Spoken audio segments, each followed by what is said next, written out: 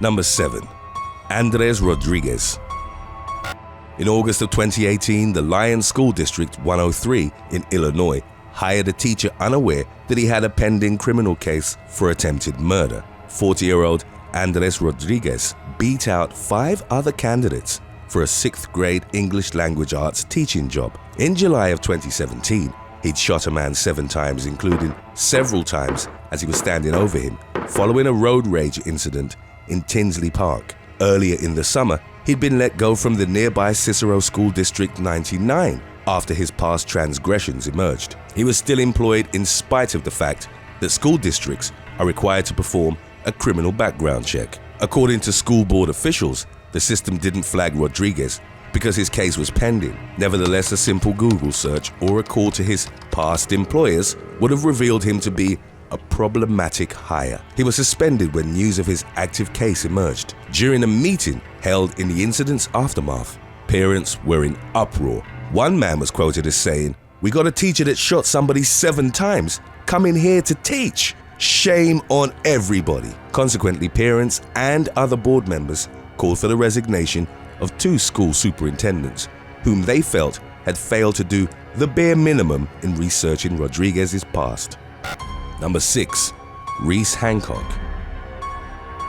On New Year's Day 2020, Reese Hancock woke his mother up at her home in Etwall, Derbyshire, England, and told her, "I feel like I want to kill them." Hancock, a former head teacher at Stanton Vale School in Long Eaton, was referring to his estranged partner, Helen, aged 39, whom he'd recently found out had started seeing a man named Martin Griffiths. Earlier in the evening, Hancock had returned home with 2 women after drinking at a local pub, and they shared a few more drinks. After the women had left, he went upstairs where his mother Denise was sleeping. After waking her up, he started talking about killing his wife and her new lover, detailing how he could sneak into his old marital home because he still had the key. He said that he'd be sentenced to 20 or 30 years in prison and that he'd be out in his 60s. Denise would later report that she'd never seen him so calm. After sharing a final cup of tea with her, the 40-year-old told his mother that he loved her and then left. Armed with 2 large knives, he headed towards his former home in Duffield. Shortly after 4 a.m., Denise called the authorities and told them that Helen was in danger. She and Hancock had 3 children, but they weren't at the residence at the time. About 15 minutes later, Hancock also called the police and said, "I have just murdered my wife in her bed. I have stabbed them and slit their throats. There is blood everywhere." Arriving officers found Hancock on the pavement near the home, drenched in blood. He told them that he knew denying the crime would be futile. Inside, the police found a horrific scene. A senior clinician described it as a bloodbath and claimed it was the most violent incident he'd seen in his 17 years on the job. Hancock had entered the home through a back door and went upstairs, where he butchered Helen and 48-year-old Griffiths as they lay in bed, defenseless. Both were found dead on the floor, with Helen's head resting in the man's lap. Helen, who taught PE at Fountains High School in Burton, had suffered 66 knife wounds, which had been delivered with great force. Griffiths, a father of 2, had 37 fresh wounds, with several deadly slashes that had severed his jugular vein. Prosecutors would describe the killings as premeditated, savage, and merciless, executed in cold blood with an element of sadism. Hancock pleaded guilty to the double homicide and was sentenced to a minimum of 31 years in prison. Number 5. Chelsea Cook.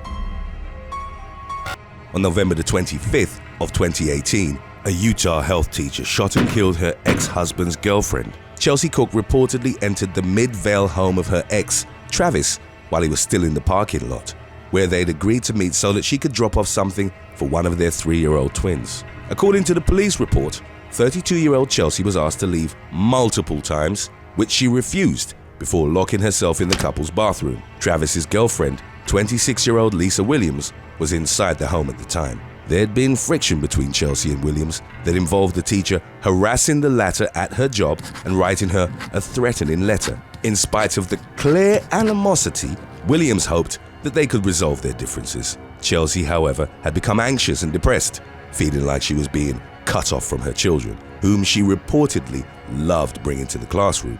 On the night of the murder, as Chelsea refused to leave the bathroom, Travis called 911. She then opened the door, reached into her coat pocket, and pulled out a handgun.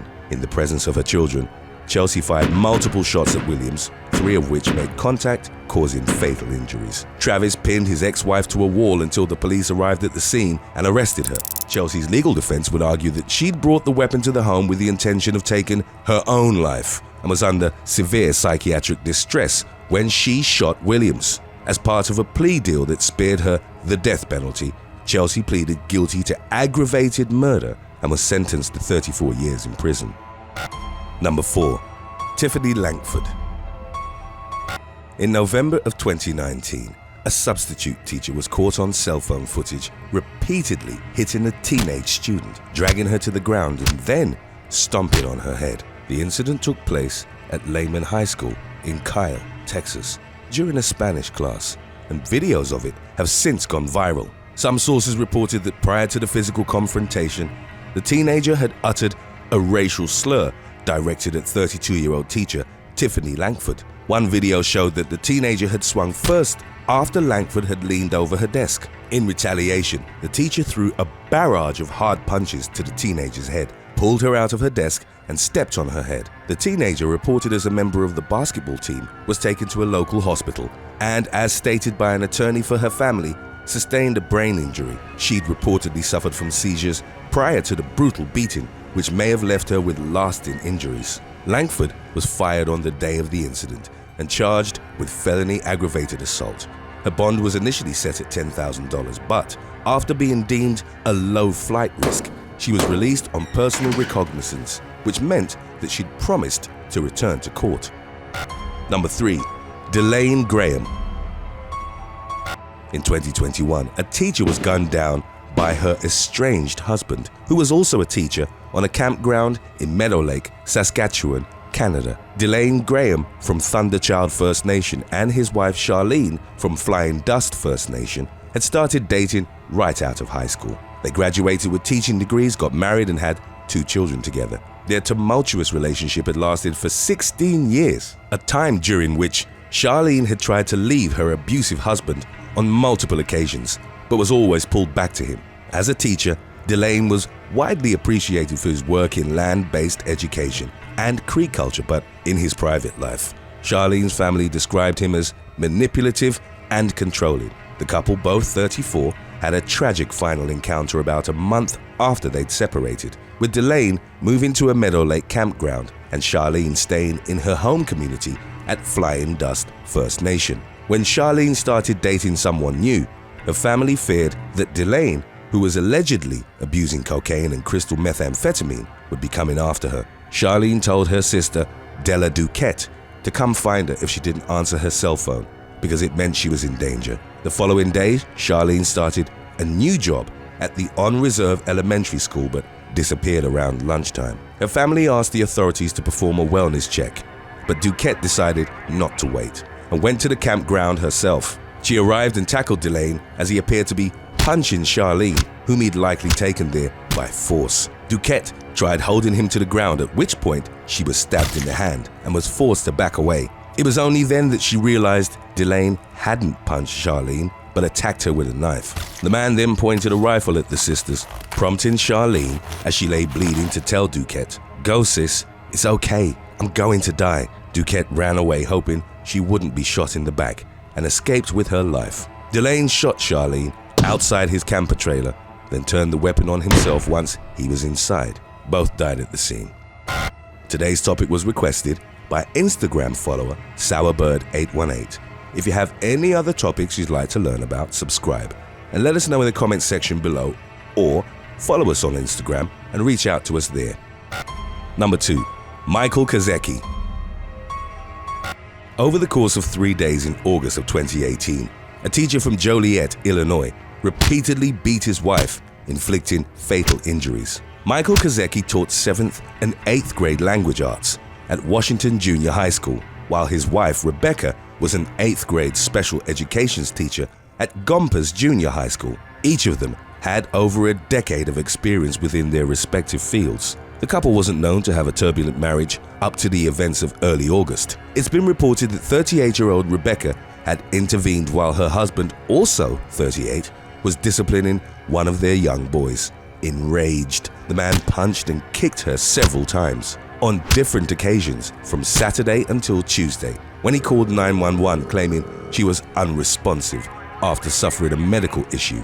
Responding officers found her lying unconscious on the floor next to a couch. She was rushed to a local hospital, where staff concluded her injuries were consistent with a severe beating. Michael was taken into custody on charges of aggravated battery causing great bodily harm and aggravated domestic battery. After Rebecca succumbed to head trauma, the charge of first-degree murder was added. His bail was set at $2 million, and his family managed to raise the minimum 10%, which enabled Michael to be bonded out. He continued to live in the home where he'd beaten his wife to death and was free to move around in the community. Over a year after the murder, Joliet School District still hadn't terminated Michael's employment. Even though he wasn't allowed on the premises of his workplace, he remained on paid administrative leave, meaning that taxpayers continued to support his teaching salary. In 2020, 3 years after the incident, he was one of over a dozen murder defendants still awaiting trial in Will County. Number 1. James Ball. On the morning of July the 4th of 2017, officers from the Cicero Police Department and Onondaga County Sheriff's deputies responded to a 911 call at a residence in Cicero in the state of New York. Upon arrival, they found 40-year-old Christopher Ross with multiple gunshot injuries. The shooter was the victim's brother-in-law, 55-year-old James Ball. He was a fourth-grade teacher at Smith Road Elementary School within the Northern Syracuse Central School District, where he'd worked since 2004. Ball and Ross had gotten into a drunken fight that spilled from the basement onto other parts of the former's residence. Ball's wife had briefly succeeded in separating them, but the teacher then received a .22 caliber rifle from an upstairs bedroom and opened fire on Ross. A shirtless, shoeless Ball told officers that he'd shot his brother-in-law in self-defense because he'd beaten him. His mugshot would indeed show the teacher with a black and swollen eye. Ball was indicted on murder charges, but the appeals and legal proceedings into the case are still ongoing to determine if he'd acted within the limits of the law. Ball's arrest had shocked his community and the school board, as his reputation was that of a friendly man and a great teacher. Thanks for watching. Would you rather go through high school all over again or teach first grade for a year? Let us know in the comments section below.